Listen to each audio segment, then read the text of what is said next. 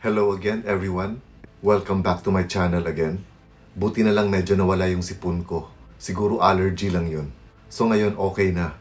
Nawala na yung colds ko. Matapos atasan ni Justice Secretary Menardo Guevara ang NBI na tumulong para sa investigasyon sa kaso ni Christine Dacera, yung PAL flight stewardess na natagpo ang patay sa isang hotel room sa Makati. Hanggang ngayon kasi ay wala pa ring linaw kung ano talaga ang dahilan ng kinamatay ni Christine. So kanina dumating na yung NBI sa General Santos City kung saan nakaburol si Christine para gawin itong re-autopsy. At pagkatapos nilang ginawa yung autopsy, nagpa-unlock ng interview si NBI Deputy Director Ferdinand Lavin sa TV5.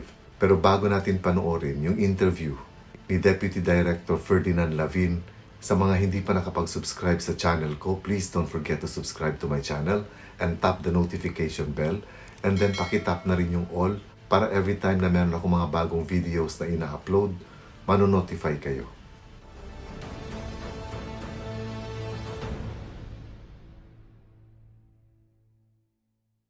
Hi, good evening. We are here on orders of Secretary Menardo Guevara and on specific instructions of Director Eric Listor to attend to the case of Christine Dacera. And we have taken as many samples as we could from the cadaver. We hope that this will help us conclude the investigation. There is the criminal investigation part. What we did is forensic investigation. It's very thorough. We did it for almost 5 hours. Si Dr. Rodahi ang team leader. Rest assure you that we will do justice to this case. We will be doing a series of tests and laboratory runs on the specimen that we have collected today.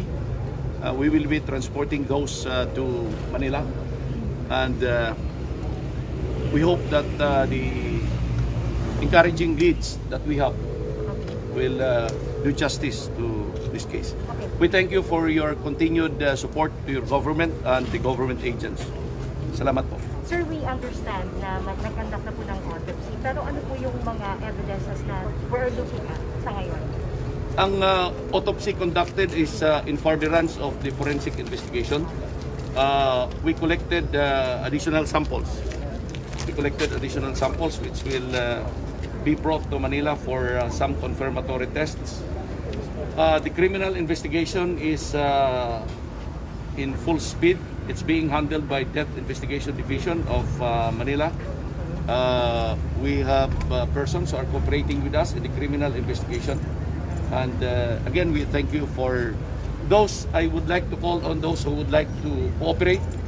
They can come forward to the NBI and tell all. Okay, sir, may na-interview na po ba kayo na hindi po na-interview ng police? I cannot tell for now. It's too early. We have to protect the safety of these people who are cooperating with us. We assure you that when you cooperate with the NBI, we will give you our full protection. Okay, sir, according po kasi kay Dr. Rafael Fortun, I know you're aware of it, na mahirap po ma-establish na may nagkaroon ng sexual assault or rape. Sa kakandak niyo pong yung re-autopsy, do you share the same na mahirap talagang ma-establish yung sexual assault? We do the difficult immediately. The impossible will take us a little longer. Yan ang sinabi nung isang former director of the NBI. Alam namin na medyo imposible na, considering that there had already been compromise na yung ibang pieces of evidence dito, considering na contaminated na, nag-deteriorate na, nagkaroon na ng rapid deterioration yung ibang ebidensya dito. But again, we are not discouraged by that. We will apply the full forensic investigation efforts of the NBI. That's the instruction of Director Listor. But is there other way na ma-determine natin na may sexual assault apart from na conduct na mga It's too early to tell, but again, we were taking that very slim chance. Okay. Given a chance at accessing the cadaver, we are taking that very slim chance. Sir, most probably po kailan po natin may expect itong detalyadong autopsy report? We are going back to Manila to do some laboratory tests and confirmatory runs on all the specimen collected. Will it take how many days po kaya? A week maybe, but again, the submission of the laboratory results, forensic investigation results, will be with the investigating division, which is the death investigation division. So after po niyan, sir, invite niyo po ba yung mga taong involved doon? Yes, kung meron na kaming something to confront them with, then we will invite them. Sir, ano pong mabibigay nito na parang weight doon sa kaso, sir? Kasi sinasabing yung may mga kulang nga doon sa last na investigation. Ano pong magiging tulong nito, sir? I cannot speak for yung earlier investigation, but remember na kung wala ng witnesses, then this is going to be an evidence-based investigation. Ang witnesses naman kasi, we have testimonial pieces of evidence, eyewitness account. Kung ayaw, then we will go to our forensic investigation support. Okay. Sir, I understand. It's science, so Apo. Sir, I understand na may tinutukan po din kayong other room sa hotel.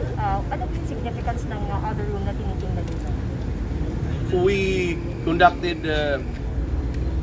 crime scene on rooms 2209, 2207, and 2009. Okay. Yung sa 2009, sino pong nandun? It's too early to tell. We're finalizing the list of who occupied what room, who were in what room. Okay. Sir, yung we heard na may parang inuhang key from Dacera. Ano po yun? May kit po na parang part ng Ang ngayon? kit po, Kit. Galing ng Pideza. Yeah, we needed that for parang preliminary run. Okay. And we thank the PDEA for their cooperation. We thank the PDEA Gensan for the cooperation. So will it confirm or deny yung sa una na pong sinabi ng PNP na it's a rape-slave case and case closed? I cannot speak for them. I cannot speak for the earlier investigation, but ang NBI kasi is kung anong totoo. Kung anong totoo. We're not so focused on criminal violations. If there are, who are the violators, who are the perpetrators, who are the offenders, anong participation? But as it is now, we have to build up our case based on forensic and scientific evidence. Sir, is it true na pang-apat na huli itong autopsy? I am not certain about that. I'm not certain about that. But there is no limit as to how many times a cadaver may be accessed, for as long as this is consented to by the parents. Okay. Sir, I understand na yung base sa department order ng DOJ, dapat nakasumita na tayo ng progress ng report natin within 10 days. By then, confident po ba tayo na mabibigyan natin ng ilaw yung pagkamatay ni Ferdinand Lavin? This is going to be a progress report, and I understand we will comply with the order of the Secretary. The Secretary should be apprised on the developments of the case. Thank you, sir. Thank you so much Thank you, po. thank you. Thank you po. And Thank you po. good night. Good night po. Thank you po. Sa linggo na ang libing ni Christine at hanggang ngayon ay wala pa ring linaw kung ano ang dahilan ng kanyang kamatayan. So kanina nga nung dumating yung NBI sa General Santos City, ay inalis na muna yung bangkay ni Christine na nakaburol sa isang chapel at dinala ito sa morgue. Kailangan kasi talagang magkaroon ng kasagutan ang kasong ito dahil isang buhay ang nawala. Kung kaya patuloy yung investigasyon dito para matukoy talaga yung dahilan. Nagsagawa na rin kasi ng investigasyon ng NBI sa City Garden Grand Hotel kung saan natagpuan yung bangkay ni Christine at kumuha sila ng mga samples doon. At ayon sa balita nga, identified na rin nila kung sino yung mga tao na nasa kabilang kwarto, yung mga tao na nasa room 2207. Kaya hinihikayat din ng NBI itong mga tao na nasa kabilang room na dumulog sa kanila para magbigay ng panig nila kung ano yung nalalaman nila sa mga nangyari nung gabing yon. Ayon kay Deputy Director Ferdinand Lavin, ang intensyon talaga nila ay para lumabas yung katotohanan. Kumbaga, hindi sila nag-iimbestiga para patunayan na ginahasa at pinatay si Christine. Kaya sila nag-iimbestiga ngayon ay para malaman yung totoong dahilan. Ngayon kung lalabas ang investigasyon nila na may criminal prosecution o may krimen talagang nangyari nung gabing yun, that's the only time na magkakaroon ng kaso. Pero kung lalabas ang investigasyon nila na natural cause of death ang kinamatay ni Christine, meaning walang krimen na nangyari, so wala ring kaso. Marami na kasing mga iba't ibang allegations ang lumalabas, pero wala pang solid proof or evidence na magpapatunay kung ano talaga ang dahilan ng pagkasawi ni Christine, kung kaya hindi natutuldukan itong kaso. Hindi rin enough proof yung mga video na naglalabasan ngayon dahil hindi naman buo itong mga video at hindi natin pwedeng husgahan ang mga pagkatao ng biktima at ng mga kasama niya based doon sa mga videos na kumakalat ngayon. At lalong hindi rin talaga tayo dapat na mag-conclude kung ano ang pagkatao ng isang tao dahil lang dun sa video na yun. Kaya importante talaga itong forensic evidence dahil itong mga ebidensya na makukuha nila dito ay hindi magsisinungaling. Yun nga lang, medyo mahihirapan nga daw talaga sila dahil contaminated na yung bangkay. Kumbaga nalinis na, embalsamado na. So pwedeng yung mga ibang importanteng ebidensya na sana'y makikita dun sa bangkay ay wala na. Pero ayon naman kay Deputy Director Ferdinand Lavin, gagawin nila ang lahat. Kahit yung pinakamahirap na autopsy test ay gagawin nila dun sa bangkay ni Christine para lang lumabas yung katotohanan. Mukhang mas detalyado nga talaga itong ginawa ng NBI na investigasyon kumpara dun sa una. Dahil yung sa unang investigasyon, parang mabilisan lahat.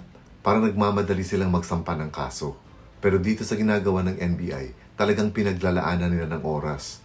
Kasi mahirap naman talaga yung hindi kumpleto yung mga ebidensya at basta na lang silang mag-akusa ng kung sino-sino. Aminado tayo, lahat tayo gusto natin ng hustisya para kay Christine. Pero yung hustisya na gusto natin ay dapat hustisya na walang maagrabyado. Hindi rin kasi pwede na basta na lang nilang akusahan yung mga tao o yung mga suspects na hindi naman sapat yung mga ebidensya nila. Kawawa naman yung mga suspects pag nagkataon na makukulong sila sa mga kasalanang hindi naman pala nila ginawa. Ngayon, kung lalabas talaga dito sa investigasyon na ito na meron talagang krimen at meron talaga sa mga kasamahan ni Christine nung gabing yon ang sangkot sa krimen, dapat din talaga silang managot. Pero kung lalabas dito sa investigasyon na namatay si Christine dahil sa ibang kadahilanan at hindi siya ginahasa at pinatay, edi walang kaso at walang makukulong nang dahil sa maling bintang.